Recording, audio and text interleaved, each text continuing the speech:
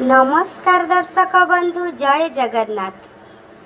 सोना ऋतु lifestyle channel को आपण मानंकु स्वागत जनाउछि। केमिति अछंती दर्शक बंधु? आशा करे प्रभु श्री जगन्नाथक कृपारु आपण माने भलरे थिबे। दर्शक बंधु, पादरे चालिबा द्वारा आपणकर जीवन बदली जाई पारे।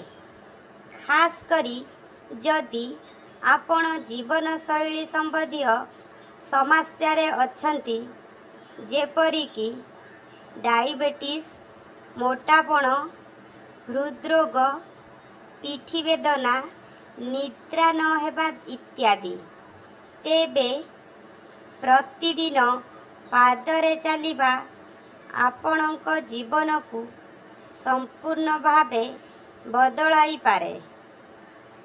पादरे चलिबा द्वारा शरीर रे अधिक परिमाण रे पड़े नहीं एवं मन मध्य शांत रहे। चलिबा परे आपण निजकु अधिक शक्तिशाली अनुभव करिवे। पादरे चलिबार लाभ गणना करिबा ठारू मध्य अधिक अटे। तेबे आसंतु दर्शक बंधु, जानिबा पादरे चलिबार प्रमुख केतोटी लाभदायक उपाय विषय रे। नंबर 1, रक्तचाप नियंत्रण रे साहाय्य करे। प्रतिदिन चलिबा द्वारा रक्तचाप बा ब्लड प्रेशर नियंत्रित होइथाए। जेउमानंकर उच्च रक्तचाप समस्या अछि सेमानंकु एहा विशेष भावरे लाभदायक होइथाए। नंबर 2, निजर मन को शांत रखे। पादरे चलिबा द्वारा मन शांत रहे एवं चिंता और उद्वेग कमी जाई थाए। नंबर 3, रक्त संचालन वृद्धि करे। चलिबा द्वारा शरीर रे रक्त प्रवाह बढ़ी जाए। एहा फलरे मस्तिष्क और अन्यान्य अंग को अधिक ऑक्सीजन, पोषक तत्व एवं ग्लूकोज मिलता है। खराब कोलेस्ट्रॉल बा एलडीएल मध्य कमिबाकू लागी थाए। नंबर 4, डायबिटीज रो झुमक कमाए।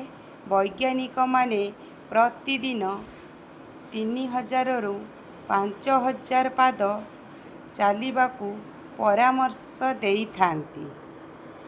एहा रक्तरे शर्करार मात्रा को कमाइबारे साहाय्य मध्य करिथाए।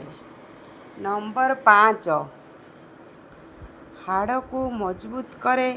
चलिबा समय रे शरीरर ओजन हाड़ उपरे ही पड़ी थाए, जहा हाड़ को मजबूत करे, बोन डेंसिटी बढ़ाए एवं ऑस्टियोपारोसिस रो झुमक मध्य कमी जाई थाए। नंबर 6, पाचन शक्ति बढ़ाए। प्रतिदिन चलिबा द्वारा खाद्य भल भावरे हजम होइथाए एवं कोष्ठकाठिन्य, गैस और अम्लता भली समस्या मध्य कमी जाई थाए। नंबर 7, रोग प्रतिरोधक शक्ति बढ़ाए। प्रतिदिन आधा घंटा चलिबा द्वारा इम्यूनिटी सिस्टम शक्तिशाली होइथाए एवं शरीरर विभिन्न रोग सह लड़िबाकू सक्षम होइथाए। नंबर 8, डिमेंशियार झुमक कमाए। ଡିମେନ୍ସିଆ ଏକ ସ୍ନାୟୁଜନିତ ରୋଗ। ନିୟମିତ ଚାଲିବା ମସ୍ତିଷ୍କକୁ ସକ୍ରିୟ ରଖି ଏହି ରୋଗର ଝୁମକୁ କମାଇଥାଏ। ନମ୍ବର 9 ଫୁସ୍ଫୁସ୍କୁ ସୁସ୍ଥ ରଖେ। ଚାଲିବା ବେଳେ ଅଧିକ ପରିମାଣରେ ଅକ୍ସିଜେନ୍ ଗ୍ରହଣ ହୁଏ ଏବଂ ଫୁସ୍ଫୁସ୍ର କ୍ଷମତାକୁ ବଢ଼ାଇଥାଏ।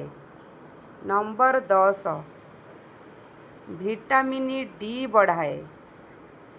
ଖୋଲା ପରିବେଶରେ ଚାଲିବା ଦ୍ୱାରା ସୂର୍ଯ୍ୟକିରଣ ଶରୀରକୁ ମିଳିଯାଇଥାଏ ଯାହାକି ଭିଟାମିନ୍ ଡି ଉତ୍ପାଦନରେ ସାହାଯ୍ୟ କରିଥାଏ।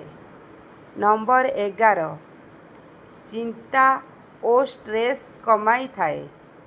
ଚାଲିବା ଦ୍ୱାରା ଷ୍ଟ୍ରେସ୍ ହର୍ମୋନ୍ର ଉତ୍ପାଦନକୁ କମିଯାଏ ଫଳରେ ମନ ହାଲକା ଏବଂ ଖୁସିରେ ରହିଥାଏ।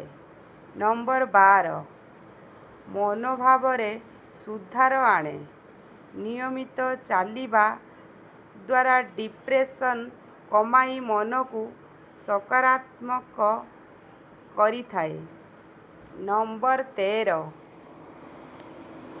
ସ୍ମରଣ ଶକ୍ତି ବଢ଼ାଏ। ଚାଲିବା ଦ୍ୱାରା ମସ୍ତିଷ୍କର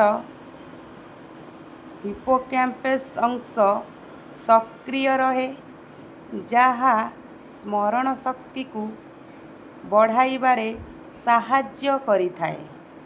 ନମ୍ବର 14 ହୃଦୟକୁ ବା ହାର୍ଟକୁ ଶକ୍ତିଶାଳୀ କରେ।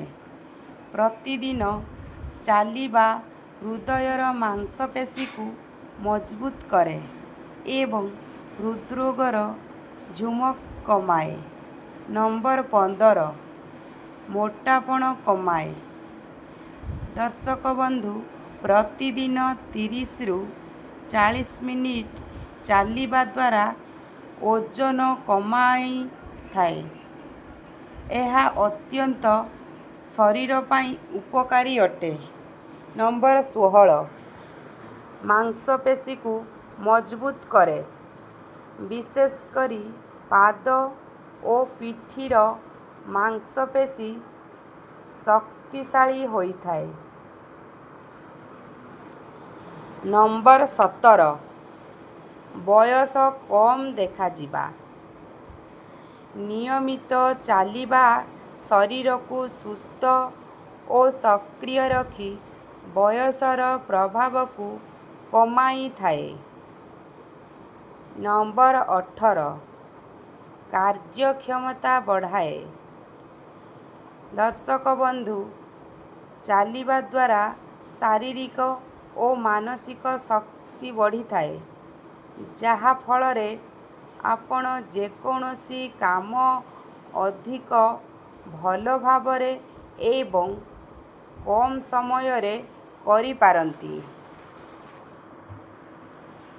ନମ୍ବର 19 ନିଷ୍କର୍ଷ ପ୍ରତିଦିନ 30 ମିନିଟ୍ ପାଦରେ ଚାଲିବା ଏକ ସରଳ ମାଗଣା ଏବଂ ଅତ୍ୟନ୍ତ ପ୍ରଭାବଶାଳୀ ଅଭ୍ୟାସ ଅଟେ। ଏହା ଶରୀର ମନ ଏବଂ ଜୀବନଶୈଳୀକୁ ସୁସ୍ଥ ରଖିବାରେ ବଡ଼ ଭୂମିକା ଗ୍ରହଣ କରିଥାଏ। ଦର୍ଶକ ବନ୍ଧୁ ଆପଣମାନେ ମୋର ଏହି ଭିଡ଼ିଓଟିକୁ ଶେଷ ପର୍ଯ୍ୟନ୍ତ ଦେଖିଥିବାରୁ ମୁଁ ଆପଣମାନଙ୍କୁ ହୃଦୟରୁ ଧନ୍ୟବାଦ ଜଣାଉଛି।